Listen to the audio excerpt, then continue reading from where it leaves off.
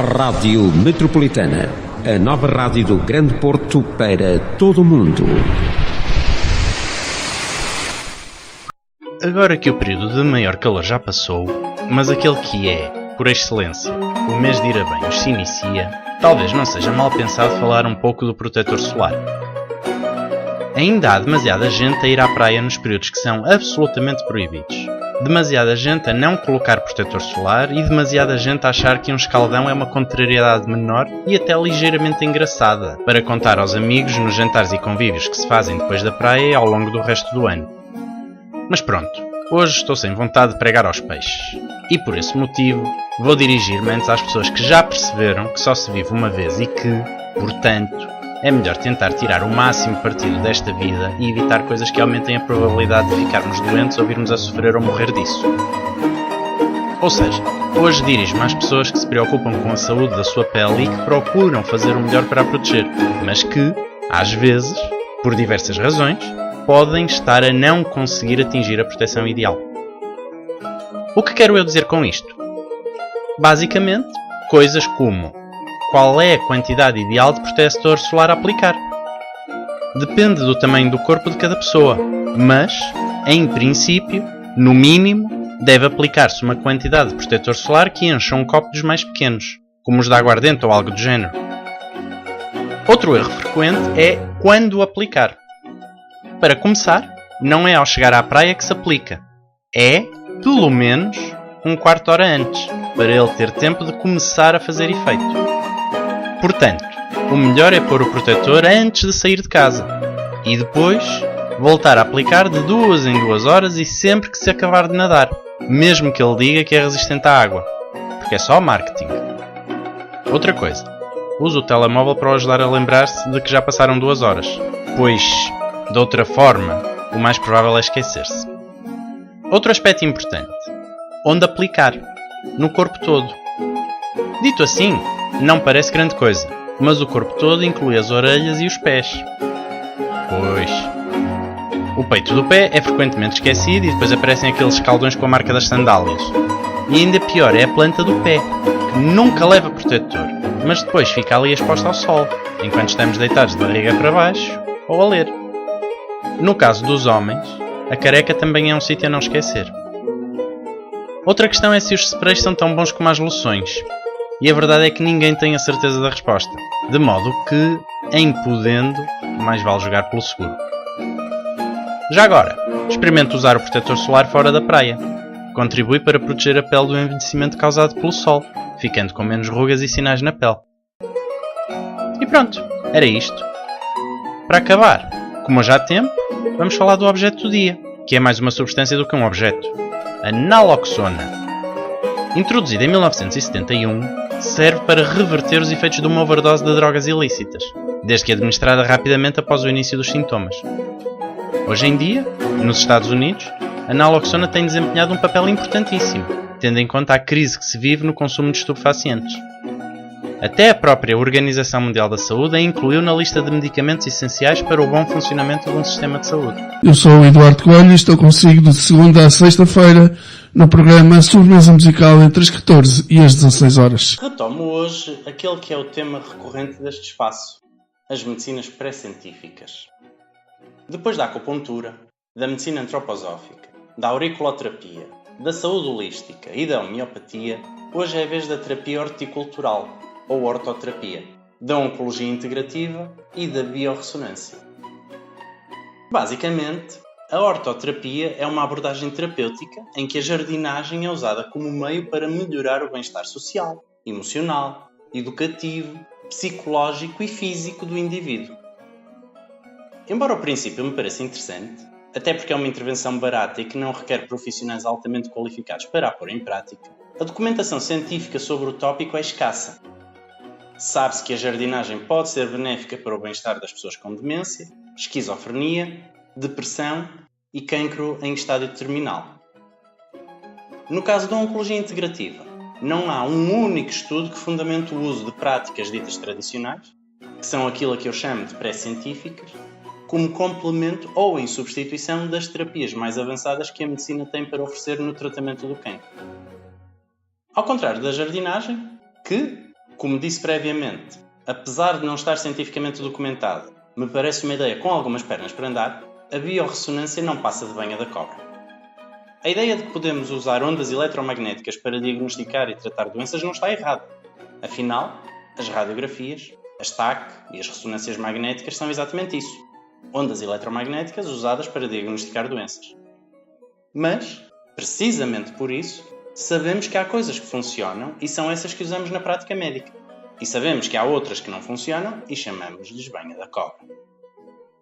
Portanto, no meio de tanta coisa que não funciona, mais nos vale passar ao objeto do dia, porque esse sim funciona.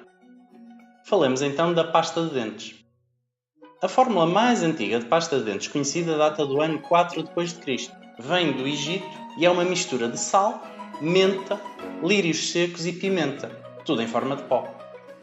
Já a primeira pasta de dentes moderna foi lançada pela Colgate em 1873, mas o maior avanço aconteceu quando se descobriu a importância do flúor na prevenção das cáries, o que levou, após anos de investigação, ao lançamento, pela Procter & Gamble, da pasta com flúor. Felizmente, evoluímos bastante desde o tempo dos egípcios e passamos a dar muito mais importância à higiene oral. Eu sou o Eduardo Coelho e estou consigo de segunda a sexta-feira no programa Sobremesa Musical entre as 14 e as 16 horas. Uma das razões pelas quais as diversas correntes de medicinas pré-científicas persistem tem que ver com a dificuldade no acesso à medicina científica, em particular dos grupos mais desfavorecidos ou das populações rurais. Esta realidade é particularmente gritante em África. No Quênia, por exemplo, os serviços de saúde são insuficientes para suprir as necessidades médicas da população. Em particular nas áreas rurais, muitas pessoas recorrem a produtos vegetais para resolver problemas de saúde. Produtos esses que são geralmente uma salgalhada de substâncias biológicas, preparadas frequentemente por charlatães e sem qualquer segurança nas atividades de plantio, colheita, preparação e armazenamento. Em África do Sul, os curandeiros tradicionais têm, em média, menos de 4 anos de escolaridade total e dedicam-se a tratar, entre outras coisas, convulsões, alucinações, acidentes vasculares cerebrais e toxicodependências. Naturalmente, muitos destes doentes nunca chegam a ver um médico a sério. Mas os que vêm não significa que abandonem os tratamentos alternativos. Por exemplo, na Etiópia, é frequente os doentes com VIH ou SIDA acumularem o acompanhamento hospitalar com mesinhas de gengibre ou alho, sem disso dar conhecimento ao médico. Mas nem tudo é mau neste campo. Ainda na Etiópia, por exemplo, há 124 espécies diferentes de plantas medicinais que são usadas no tratamento da malária, das quais muitas foram investigadas em laboratório, tendo-se concluído que, efetivamente, têm efeito contra o parasita que causa a malária. No Congo, por exemplo, foram também identificadas 120 preparações à base de plantas com eficácia terapêutica contra a malária. O estudo das restantes abre novas possibilidades no desenvolvimento de novos medicamentos contra esta doença. Contudo, é preciso estar também atento aos efeitos secundários e às contraindicações, que não são poucos, e ainda a questão ambiental. Uma das espécies de plantas mais utilizadas no tratamento da malária em África está em vias de extinção. Outra planta de interesse é o Pittosporum viridiflorum. Este nome estranho é o nome científico de uma planta aparentada com as magnólias, que tem revelado, através de estudos de laboratório, ter efeitos terapêuticos muito úteis.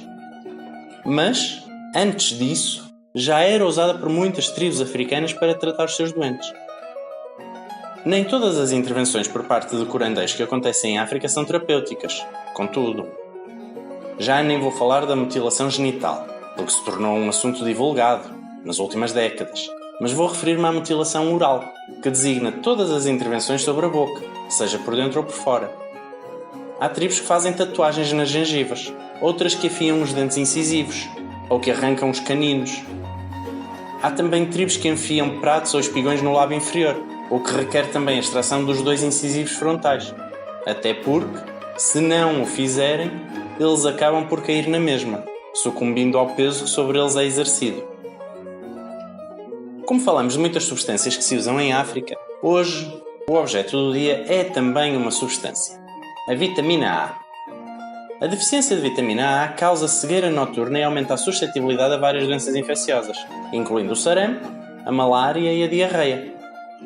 Muitas crianças morriam antes de se descobrir a importância de comer alimentos ricos em vitamina A, tais como a hortaliça, o fígado e o peixe. Infelizmente, este tipo de alimentos não está disponível na quantidade necessária para toda a gente. Como de costume, são os mais pobres dos países mais pobres os principais afetados. Daí que a Organização Mundial da Saúde e a Unicef tenham começado a distribuir suplementos de vitamina A em 70 países. Uma cápsula que custa 2 cêntimos, dada 2 vezes por ano, salva mais de 150 mil vidas por ano e podia salvar até 1 milhão de crianças se fosse dada a todos os que precisam. Esta é, segundo o Banco Mundial, uma das intervenções médicas mais eficientes em termos da relação entre o custo e o benefício obtido. Eu sou o Eduardo Coelho e estou consigo de segunda a sexta-feira no programa Sobremesa Musical entre as 14 e as 16 horas. Quando puxei do tema das medicinas pré-científicas, disse que isto não é uma questão de crença. Há práticas médicas que foram testadas e comprovadas pela ciência, e outras que o não foram. As que foram comprovadas, há que aplicá-las aos doentes que delas necessitam. As restantes, há que testá-las cientificamente e, então, passar a usar aquelas que vierem a ser comprovadas e abandonar as que não passarem na prova da ciência. Espero que, desde essa altura, tenha ficado claro que não nego a acupuntura, ou a medicina antroposófica, ou a auriculoterapia, ou a homeopatia, ou outra prática do género, por uma questão de fundamentalismo, ou de ideologia, ou por medo da concorrência. Prova disso é que me pronunciei a favor do conceito da saúde holística, embora tenha separado o trigo do joio e alertado para o charlatanismo sob a capa de saúde holística. Mesmo na última crónica, muita da minha abordagem à medicina tradicional africana foi favorável, no sentido de que temos bastante a explorar no mundo das plantas que produzem substâncias com efeitos medicinais. Estou a ter esta conversa porque, frequentemente, os argumentos sobre este assunto entram com demasiada facilidade pelo domínio opinativo e até ad hominem. Um médico que nega a validade das medicinas ditas alternativas é acusado de corporativismo e de ter a mente fechada. E um médico que as defende é acusado de charlatanismo e de ter interesses ocultos. Ora, eu espero que a minha imparcialidade no tópico esteja mais do que demonstrada e que fique claro que os meus argumentos são muito simples. Há coisas com confirmação científica e coisas sem essa confirmação. E é até por isso que eu acho mais apropriado chamar pré-científicas às medicinas alternativas. Dito isto, hoje começo por aludir a um estudo recente que demonstrou que o Tai Chi é mais eficaz do que o exercício aeróbico na redução dos sintomas da fibromialgia. Naturalmente, um estudo não é suficiente. Vai ser preciso replicá-lo antes de partir para a prescrição de Tai Chi aos doentes. Mas o princípio é este. Pega-se numa prática, testa-se-a e, se passar o teste, aplica-se aos doentes. Se não passar, bem, esquecemos o assunto. Posto isto, voltemos à medicina tradicional africana, pois, da última vez, não dissemos tudo o que havia para dizer. E comecemos com um arbusto chamado Alchornia cordifolia, que produz uma data de substâncias com interesse terapêutico. Em África, é usado para tratar quase tudo e, de facto, tem 95 compostos com diversas ações farmacológicas. Vejamos o que o futuro nos reserva.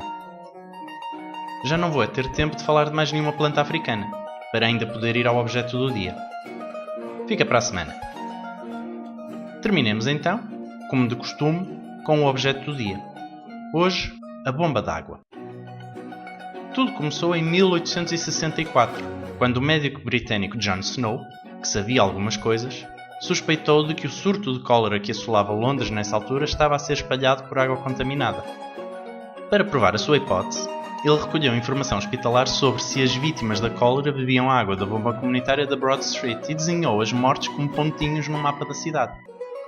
Graças a isso, descobriu que a cólera era causada por água contaminada proveniente, de facto, da tal bomba d'água e, de caminho, desenvolveu um método de investigação chamado epidemiologia, que ainda hoje é usado para estabelecer associações entre factos estatísticos e, com isso, fazer inferências do que será a causa e o efeito, não só na determinação da origem de surtos, mas em muitas outras áreas, incluindo na genética.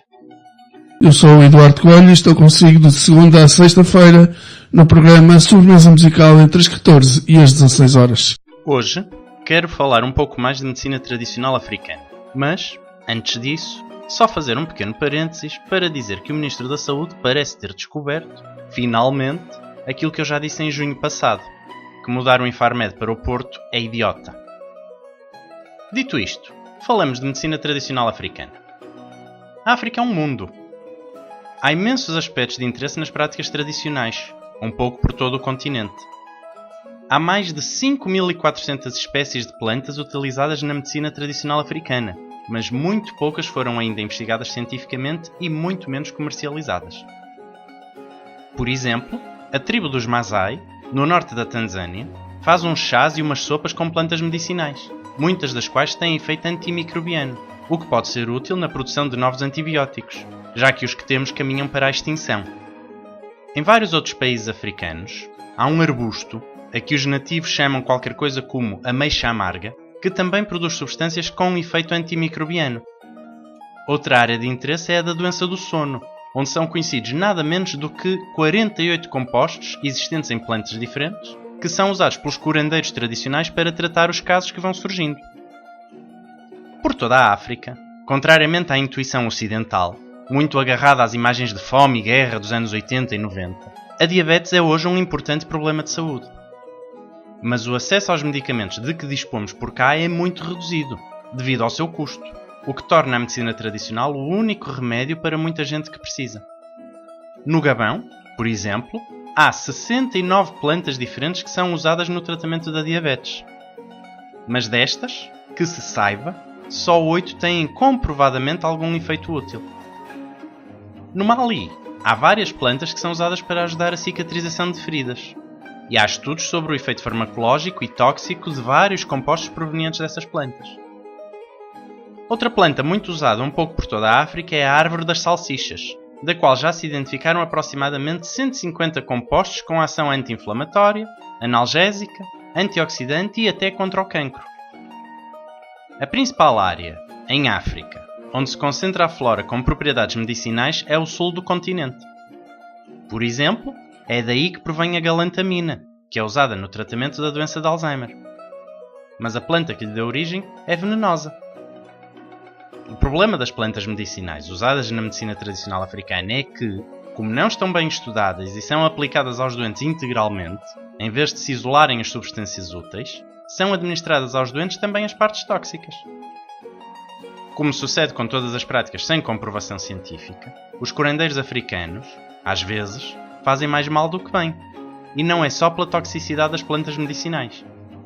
Por exemplo, na Nigéria, é hábito dar-se o útero de gado grávido a mulheres em fim de gestação, como forma de induzir o parto. O problema é que, não tão poucas vezes quanto isso, os animais têm brucelose e transmitem-na às futuras mães. Outro problema da medicina tradicional africana é que o uso excessivo das plantas medicinais já colocou algumas em vias de extinção, tornando fundamental a sua síntese laboratorial como forma de preservar a natureza. Então, para acabar, mudemos de assunto e passemos ao objeto do dia: a estação de tratamento de água. A água não tratada contém uma série de agentes patogénicos, tais como bactérias, vírus, incluindo o da hepatite A, e parasitas. No início do século XIX, o Reino Unido começou a purificar a água que as pessoas bebiam, primeiro com filtros de areia. Entretanto, passou a adicionar-se cloro e, uns 100 anos mais tarde, o processo de tratamento da água começou a generalizar-se, pelo menos nos países desenvolvidos, e a febre tifoide e outras doenças transmitidas pela água praticamente desapareceram.